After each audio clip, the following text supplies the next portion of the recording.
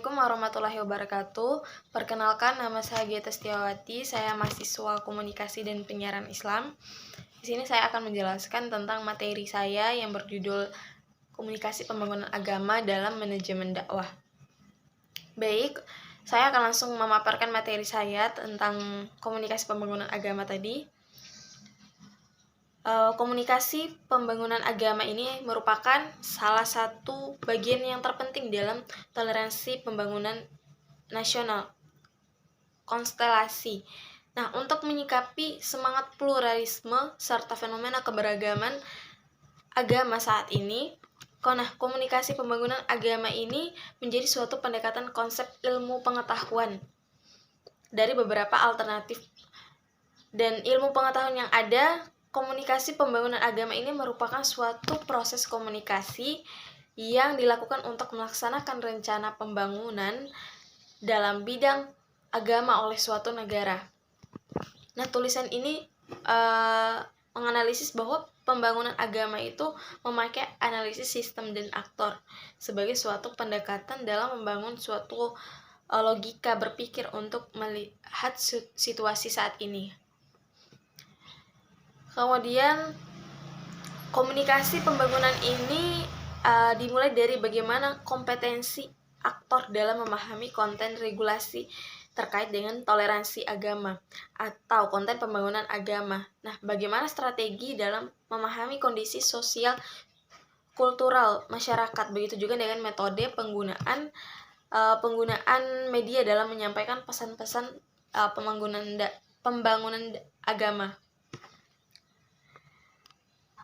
Dan penggunaan media dalam menyampaikan pesan-pesan agama ini terbitlah proses indikator yang dapat dijadikan sebagai alat ukur untuk menganalisis berhasil tidaknya suatu pesan pembangunan agama ini, sekaligus memutuskan bentuk monitoring dan evaluasi terhadap proses pembangunan agama yang direncanakan maupun yang sudah dilakukan.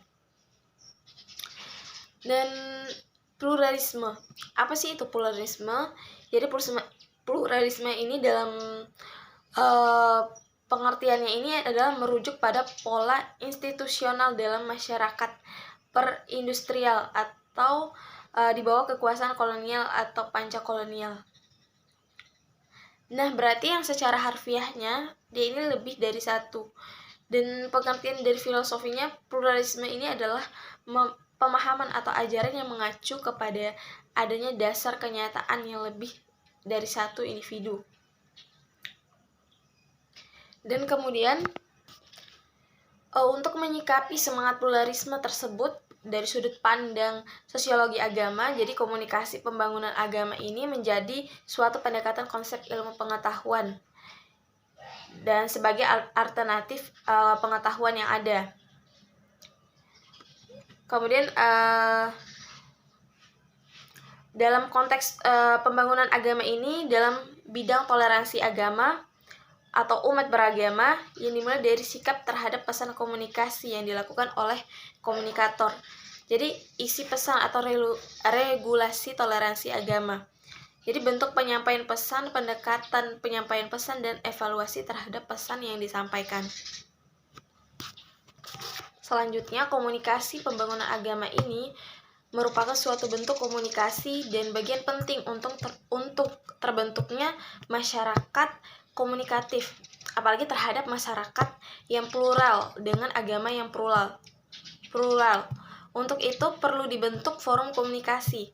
Jadi ruang publik yang demokratis, bebas dari dominasi dan bergemoni satu pihak, di mana pelaku-pelaku itu sadar akan ada kesadaran yang terbuka, matang, dan komunikasi lintas agama itu juga merupakan sesuatu solusi untuk mengatasi konflik-konflik antar agama.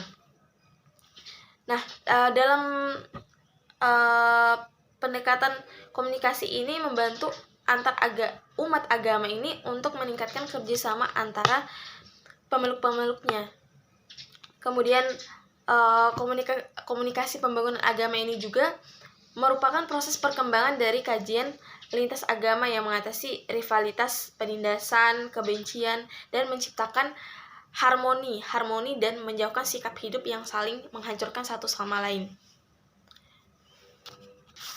Nah, dalam konteks ini, komunikasi pembangunan agama ini dalam membangun toleransi agama bisa dilakukan dengan berbagai cara, berbagai bentuk, seperti komunikasi dalam bentuk kehidupan, bidang kerja, bidang sosial, bidang antar monastik, dan melalui diskusi. Jadi untuk membangun semangat komunikasi pembangunan agama ini yang harus dilakukan dalam masing-masing orang atau dalam masyarakat majemuk ini, yang harus dikembangkan itu adalah sikap saling menghargai dan saling memberi dan menerima. Jadi sikap tenggang rasa dan menghormati terhadap nilai-nilai perbedaan yang ada, dan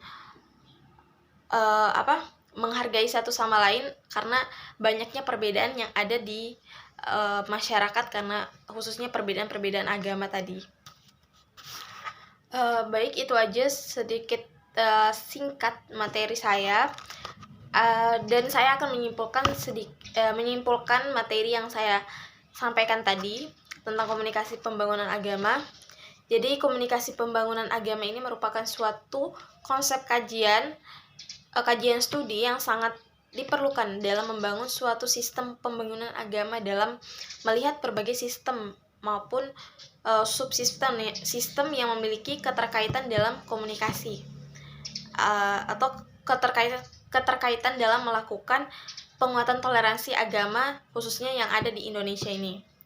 Dan masing-masing subsistem itu yang terlibat memiliki spesifikasi kajian tersendiri untuk analisis di dalamnya dan menemukan formulasi yang tepat